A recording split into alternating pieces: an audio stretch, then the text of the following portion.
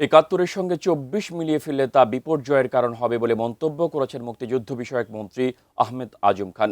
সকালে ঢাকা দক্ষিণ সিটি কর্পোরেশনে বীর মুক্তিযোদ্ধাদের সংবর্ধনায় তিনি জানান, চ্যালেঞ্জ থাকলেও মুক্তিযোদ্ধা, শহীদ, রাজাকারদের সঠিক তালিকা প্রণয়ন করা হবে। এ সময় ভাতা, চিকিৎসা সেবা, পরিবহন ব্যবস্থার সুযোগ সুবিধা বাড়ানোর দাবি জানান মুক্তিযোদ্ধারা।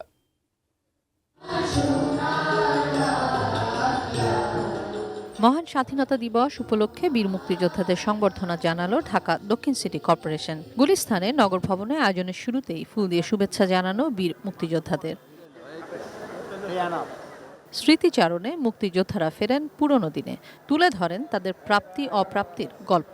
খুব অপমান লাগে যখন নিজেকে প্রমাণ করতে হয় আমি কি মুক্তিযোদ্ধা অথবা মুক্তিযোদ্ধা না।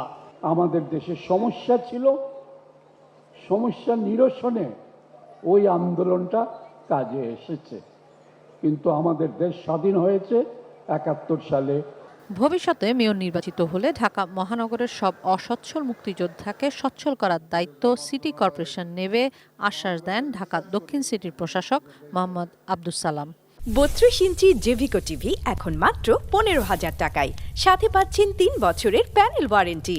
প্রকৃত মুক্তিযোদ্ধা যারা, পঙ্গু মুক্তিযোদ্ধা যারা, তাদের ভাতা আরো বাড়িয়ে দিতে হবে। অন্তত মুক্তিযোদ্ধা যে কয়দিন বেঁচে আছে সেই কয়দিন অন্তত সে পরিবার পরিজন নিয়ে যাতে শান্তিতে থাকতে পারে, সেই দায়িত্ব রাষ্ট্রের।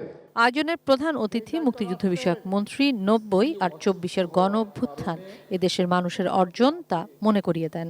৯০-এর গণ অভ্যুত্থানের মধ্য দিয়ে আমাদের বড় একটা অর্জন, আমরা স্বৈরাচারের পতন ঘটিয়েছিলাম।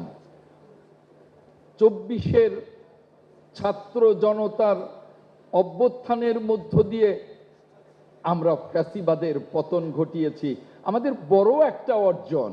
তাই বলে এই অর্জনগুলোর সাথে আমরা যদি স্বাধীনতাকে সমান তালে করে ফেলি, সেটা আমাদের জন্য হবে অনেক বড় একটা বিপর্যয়ের কারণ।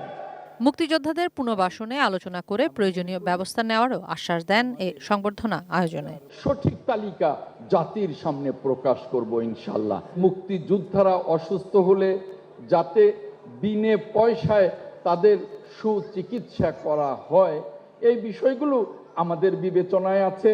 কিশোর জাহান, এটিএন নিউজ, ঢাকা।